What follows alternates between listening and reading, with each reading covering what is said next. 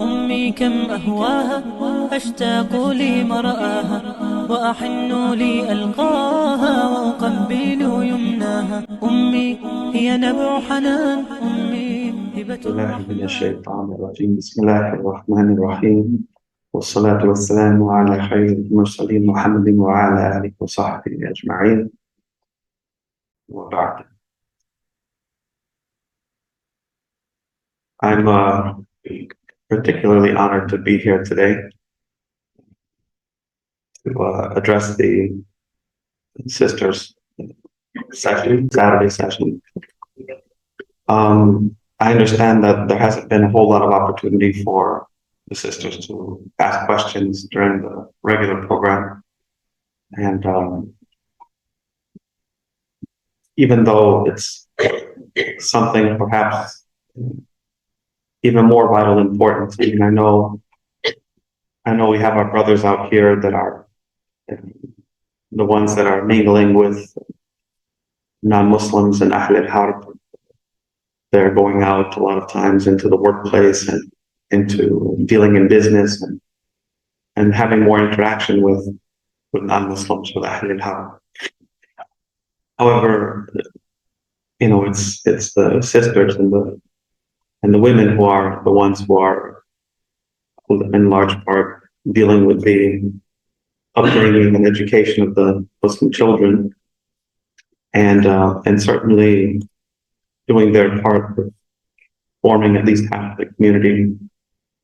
I'm sure there are a lot of discussions among you and a lot of concerns and a lot of questions, and of course, I mean, like all spouses, we talk to one another and we ask questions and we try to figure things out as a family. But at the same time, it's equally important that sisters have access to scholarship and that you have time to ask the questions that you want to ask. And alhamdulillah, it's from the Sunnah as well. The Prophet ﷺ would also set aside time to address the concerns and answer the questions of the women as well, as a group. And alhamdulillah, I'm sure that you have among you knowledgeable sisters as well who provide guidance, who you can ask questions to. And so it's not to say that you necessarily need to have brothers or men to answer all your questions. I'm sure you have capable, qualified sisters among you. But it is nice to have opportunities to ask people of knowledge and students of knowledge as well. So alhamdulillah, I'm glad we can have this. You gave me an opportunity to address the program, and hopefully that hopefully we can have a discussion too, and address some of the questions and concerns you might have had throughout the last 2 weeks, almost 2 weeks now. I thought I would start out the program with the hadith. Hadith is from Sahih al-Bukhari, and it's a hadith that I'm sure I've read before, but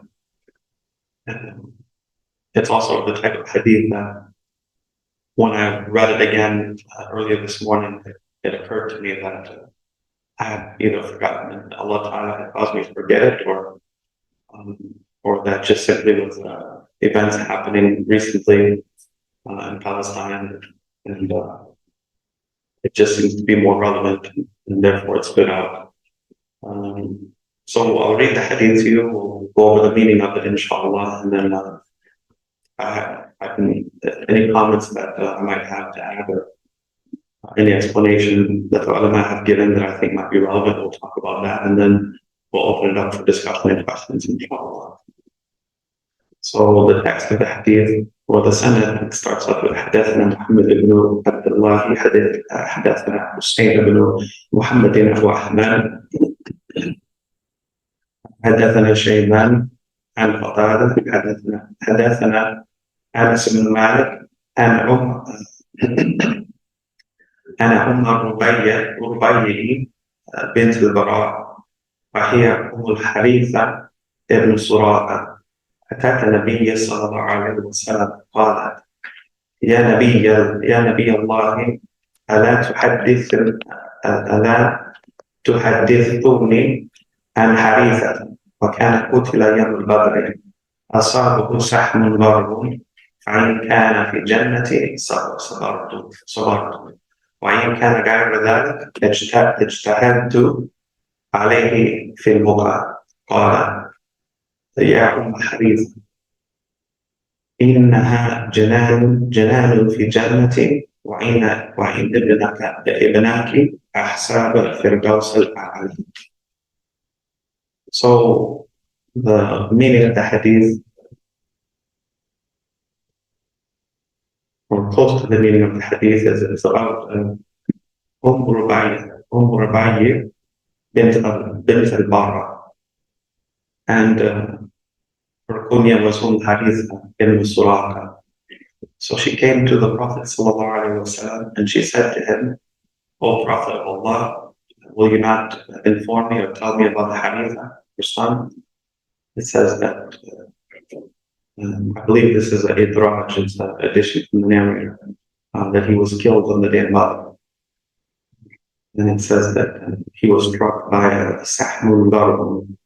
He was struck by an arrow that I'm not sure who shot it or where it came from. And it says, if he is in Jannah, then I will be patient. However, if it is other than that, she said, اجتهدت عليه في البكاء, then I will exert myself, I will exert every effort for him in crying. He said, O Haritha, indeed, for Jannah there are gardens. And it says, and indeed your son has achieved the highest, or the highest level of paradise. So I think I can imagine that for parents especially, but for the special bond that mothers have with their children, and not that fathers don't have special bonds with their children, but certainly mothers who spend more of the time, when they're infants and babies, changing diapers and cleaning up after them, chasing after them and making sure they don't get hurt, making sure if they fall that they get taken care of. So there's a special bond that occurs between mothers and children, whereas fathers typically are a little bit more removed from the daily and the daily care and upbringing of children. It's not really a commentary on those roles and whether there can be overlap in there somewhere.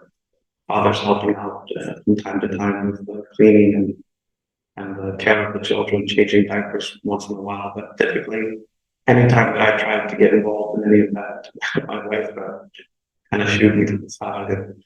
And also, I think it became evident rather quickly my inability to do the things correctly or the way that they needed to be done.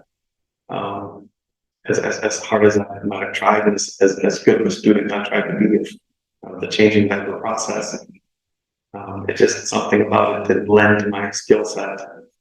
But no, I mean, it's there's clearly a special bond between mother and child, and then perhaps the special bond between father and child. It comes a little bit later, especially for sons. For daughters, that maybe the roles can be a little bit different. Daughters cling to fathers pretty early on, and the relationship stays a certain way and relatively close. I hear until they reach teenage years. And my daughter's 4 right now, and she's my biggest fan so far. But told that changes between the ages of 11 and 18 for the most part, and then maybe they come back around again if you're patient. But alhamdulillah, between mother and son, definitely there's a special bond there that's there from the beginning, and it continues. And and I've heard that just a saying among people in general, they say that the first the first love of a son is the mother, and that the love of the mother is the son that she has. And so I imagine that it's yeah, only imagine. There's no way I can know, but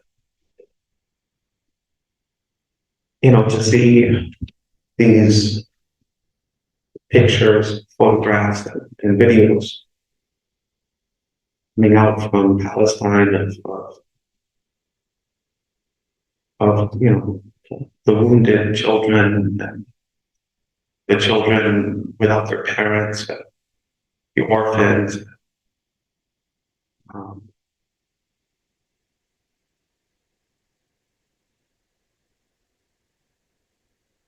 May Allah have mercy on them, and erase their sins for the difficulties they're going through. And may Allah grant them firmness and fortitude in their hearts, and to deal with patiently the calamities that they're going through. I mean, I imagine seeing these images and these videos, there's somewhat of a process of transference that happens. I mean, as Muslims, we look at them and there'd be something wrong with us if we didn't imagine that being our own children.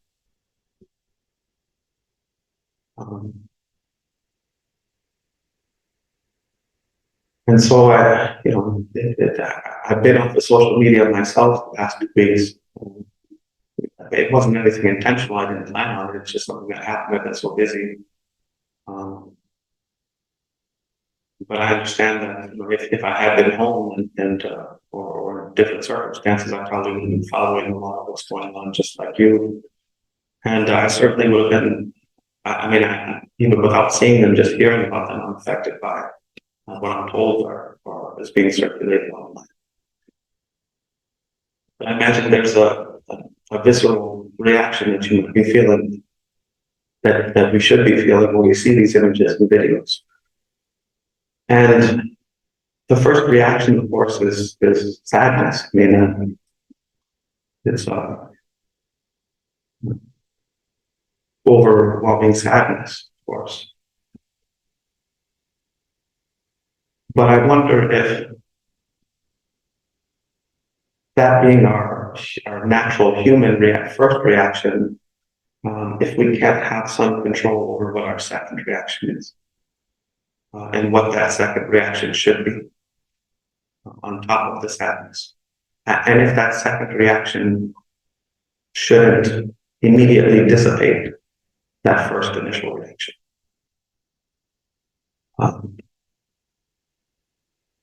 And the second reaction that we have after seeing these images and these videos of our children wounded and orphaned, maimed and strewn about.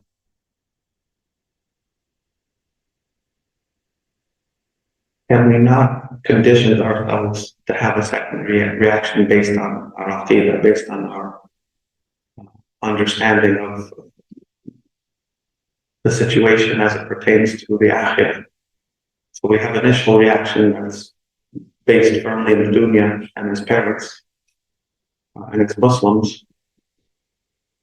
And then our second reaction, perhaps we can teach ourselves and learn to base that reaction on what we firmly believe about the akhirah. And so we look at this question of this question that she expresses. And the first part of it is, if, well, let me go back, let me backtrack a little bit here. So Harith ibn Suraka, he wasn't a Ghazi, he wasn't a warrior in Badr. He was actually just a child, he was a Ghulam. So the term Ghulam is usually used for a youth. I mean, possibly beyond puberty, but not quite fighting age adult. And there was maybe a period of 2 or 3 years between puberty and being considered a fighting age adult, being considered for being granted permission to join the fight and to be involved in the fight. So we find that some of the ages of the younger mujahideen and the battles that the Prophet either ordered or was involved in. We find that age, the youngest, to be around 13, 14 years old. And then, the typical age of puberty being between 9 and 10, I guess. That time, maybe between 8 and 10. There's a couple of years in which they're expected to get stronger physically and perhaps emotionally as well before getting involved in combat, getting a little more discipline, being assured as adults that some of the younger youth that were allowed to participate in fighting could follow orders and be disciplined so they didn't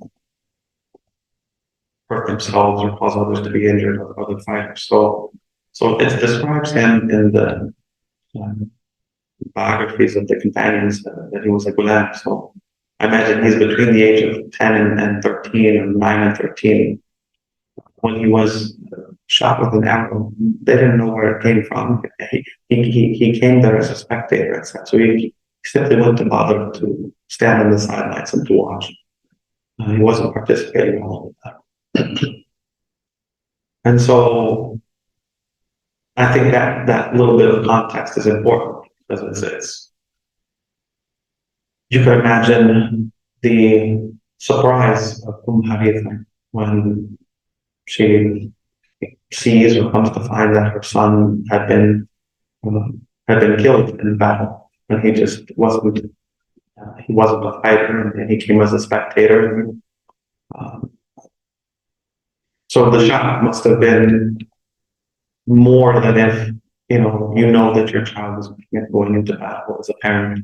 You expect death or martyrdom, so it's wouldn't be as shocking. I'm not saying that it wouldn't. You would have that first natural reaction as a parent, to be sad about it. But I think the shock, to understand the circumstances, you have to understand that she was possibly shocked to hear that he had been killed by an arrow because he wasn't participating in the fight.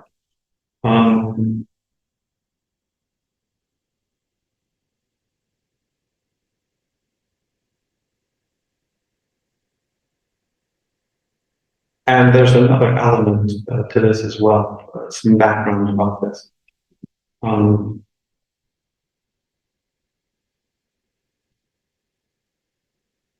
But I just want to read you another hadith, inshallah.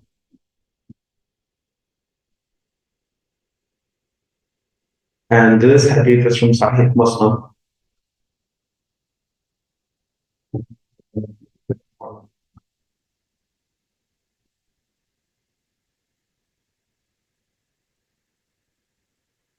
It says, حدثني أبو طاهر وحرملة بن يحيى ولفظ للحرملة.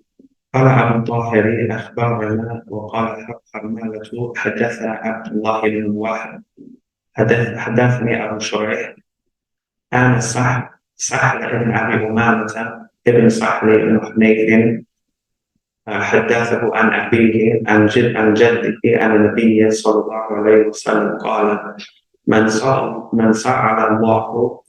سأل الله شهادة بصدق بلغه الله منازل الشهداء وإن مات على الفراش.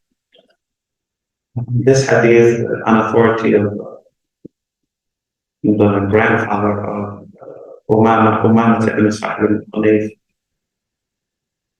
the Prophet ﷺ said, whoever asks Allah for martyrdom, be siddiqun. I guess you could say, while being sincere in their asking.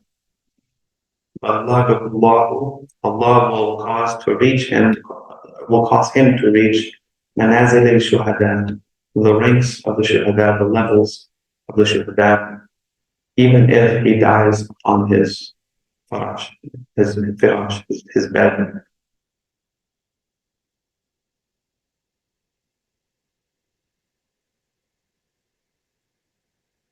It's, I believe in some cases, and the way that I found this other hadith, um, the way that I found the hadith of Haritha ibn Suraka was by finding this hadith first. And so I think some of the ulama, some of the muhaddithin, they drew a connection between the Prophet ﷺ affirming the Firdaus al-A'la for Haritha with his sincere intention to want to engage in jihad and to want to be a shaheed. There's also mention in the shuruh and the authoritative explanations of hadith that the Prophet ﷺ affirmed for Haritha that he had seen him in Jannah. However, some of the ulama said that this was a different Haritha, and the reason was because of his goodness to his mother. On account of his goodness to his mother, the Prophet ﷺ had affirmed Jannah for her. But many of the ulama say it was two different Harithas that were being dealt with in these cases. However, it's possible that there's a connection in terms of Harith ibn Suraka's insistence to attend as a spectator, that of the brother, and a sincere desire and wish to be among the shuhada. Regardless of the possible connection between the two, I think it's important that we also mention how important it is to raise our children to wish for shahada. Growing up in Dar al-Harb and being around Ahl al-Harb, it has this effect on us, whether we want to accept it, whether we are aware of all the different effects that there can be, whether we like it or not. And despite for many of us, especially in this community, it seems our best efforts to shelter our children and ourselves from the effects and influences of Ahl al-Harb and Dar al-Harb.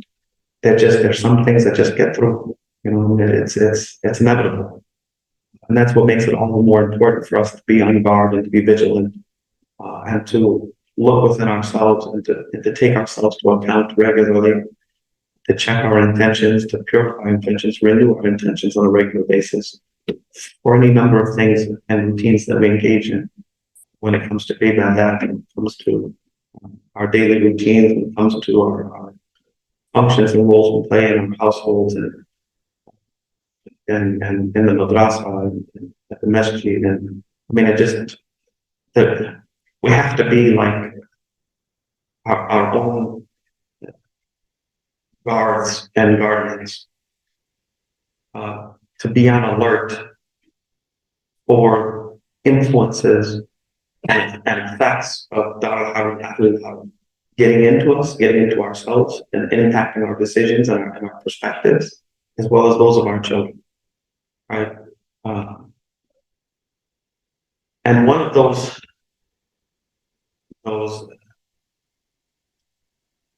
perspectives that has been taken up by Muslims as a result of being around Ahl al-Harb is this notion that to want to be a shaheed and to obtain shahada and to wish for it is morbid, that it's that there's something wrong with the person who thinks that way, that it's automatically makes you an extremist or a terror sympathizer, or that you want to kill your children, or or that there are all these really horrible commentaries and ideations that non-Muslims and Arab have about this concept, this pure, blessed, and rewarded, highly rewarded understanding and perspective in Islam of wishing for and sincerely wanting to obtain Shahada, to be a Shaheed. Now, our children are going to die. We're going to die. Our children are going to die. Death is a fact of life. And as part of the qadr of Allah and part of what was determined in the womb is the place in which we're going to die. So to a large extent, we believe in the qadr, and we believe that no matter what you do, no matter how far you stay away from the battle, no matter how far away you stay from, or try to stay away from death and destruction, the appointed time of any human being is already set. And so whether a person rushes headlong into battle 100 times and still ends up dying on their deathbed, still ends up dying on a bed in their home, in their homeland, or despite they're looking for Shahada, or somebody basically living in a panic room and never leaving and rounding off all the edges of the tables and shelves and things in their home to prevent from falling over and dying, taking every precaution to preserve their life and to prolong it. They're still going to die at the appointed time as well. There's nothing anybody can do to hasten it or to avoid it.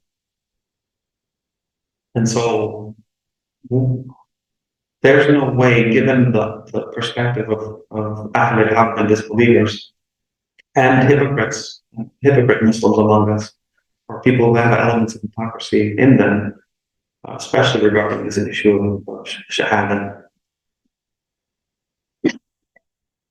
The whole society, it seems, in Dar al-Harb is geared towards preserving and prolonging life as much as possible and hanging on to life with every fiber of your being. Every message and every element of life here is it has that message in it. It has that understanding in it. And so that means we have to work overtime. We have to work even harder to inculcate and to cultivate in our children a desire for Shahada. And that's on us. We can't put that on the madrasa. We can't put that on anybody else. That's something that should start from infancy and continue on into adulthood. As long as our children are under the roof that we all live in and under our care, we should be making that a vital and integral part of the counter messaging that we need to provide that will help them have the proper perspective as they grow and get older. And so going back to this hadith of Haritha,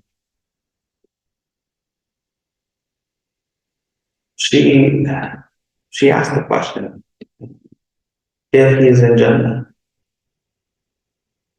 And it seems that the only reason that she might ask this question is because of the circumstances of Harith ibn Suraka dying. He wasn't involved in the fight, he was a spectator.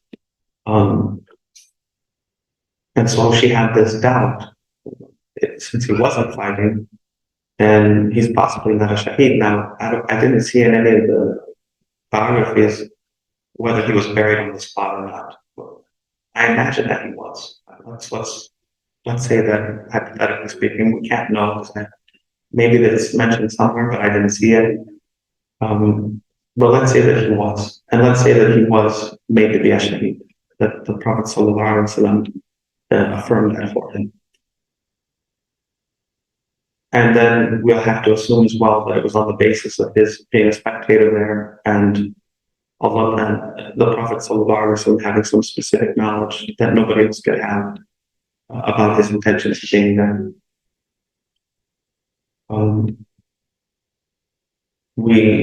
We see that then the Prophet ﷺ does confirm Firdaus al-A'la for him. And with that, I think there's some riwayat that mention Haritha actually smiling and laughing in response to that, of joy.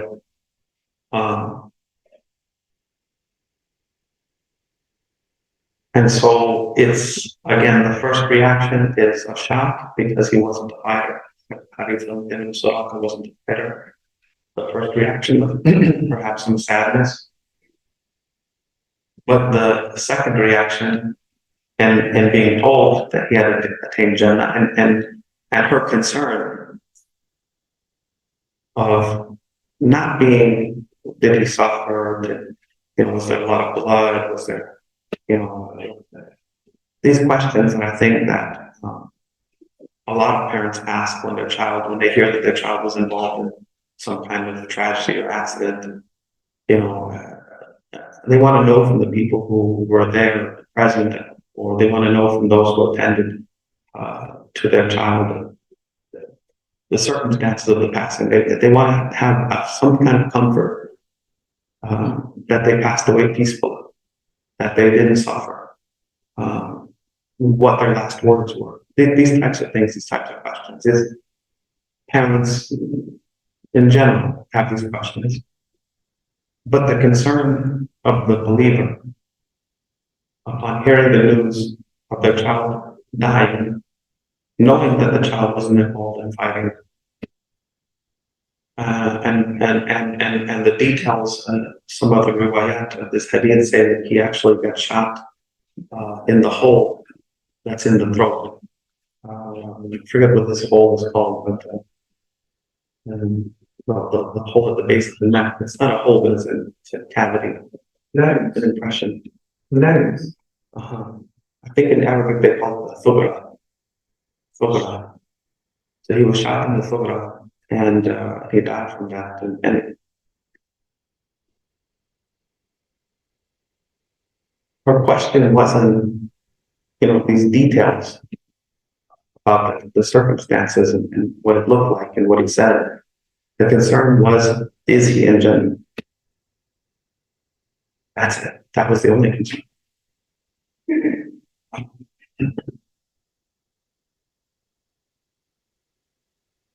And that really is the concern. That's our main concern in this life, right? I mean, it should be. Are the things that we're doing on a daily basis, are the things that we hold most important, are the things that we are subject and willing to cry over, and to worry over, and to kill over, and to fight over, and to debate over, and to argue, and to make allegiance in this battle over. Are those things related to obtaining Jannah or not? Is that our main concern in the majority of our affairs? And it never becomes more obvious what our concerns are than when faced with life and death situations. And unfortunately, it takes that to bring out in somebody, to make them look at death and to make them confront it and to understand that it's coming, that death comes for all of us. And it's unfortunate to see Muslims fail that test of being faced with death. It's unfortunate and it's sad to see Muslims as their second and third and fourth and fifth reaction to talk about anything other than the fact that these children and these videos and photographs in Palestine have attained Jannah, and to be happy for them in that respect.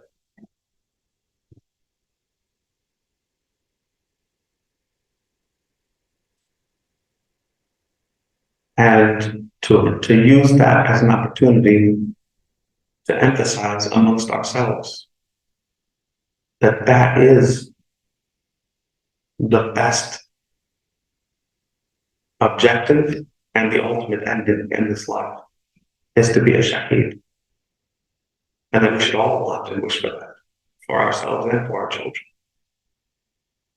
Not to run away from it, not to figure out who to blame, not to focus and concentrate on the tragedy of it, the horror of it, the graphic nature of it. You know, it's to be happy for it. And to take it, to use it as an opportunity to remind ourselves that we would only be so lucky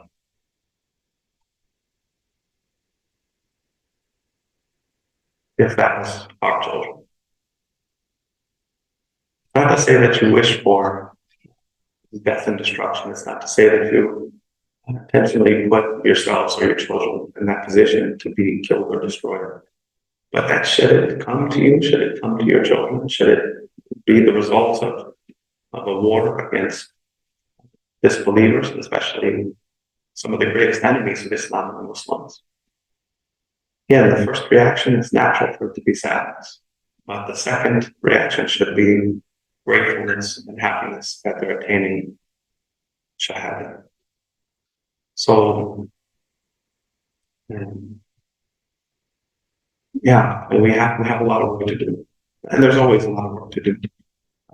It's a constant struggle and battle to resist the messaging that comes from living in Dar al-Harb, and to resist the perspectives and attitudes of Ahl al-Harb that have their way of impacting us and our families and influencing our children. It's a constant struggle and battle that we have here. We need to understand and accept that fact. As long as we're going to remain here, we're going to have to remain vigilant that these false perspectives and attitudes and ways of looking at life and death, that they don't lead us to have any doubts in our hearts, any confusion about these matters, and to be firm in our understanding of them, that it should be according to Islam and not any other way of looking at things. So alhamdulillah, I do want to open up I just wanted to introduce this hadith and the explanation, commentary first, and then open up the floor for any discussion or questions that you have, either about this or maybe any questions you had throughout the week that you didn't have an opportunity to ask. And I just want to close with saying that Allah Ta'ala grant Shahada to all the dead in Palestine and all of our dead around the world at the hands of the disbelievers and the polytheists. I mean, Ya Rabbi, we ask you to aid in Mujahideen and grant them victory over the enemies of Islam and Muslims. I mean, Ya Allah, we ask you to make our hearts firm on the truth and grant us fortitude and stability in our understanding and in our and help us to base our understanding and perspectives on your pure tawheed and on your pure religion. I mean, may Allah grant patience and fortitude to the parents of the dead and the friends and family of our dead and wounded around the world, especially in Palestine. I mean, jazakumullahu khairan.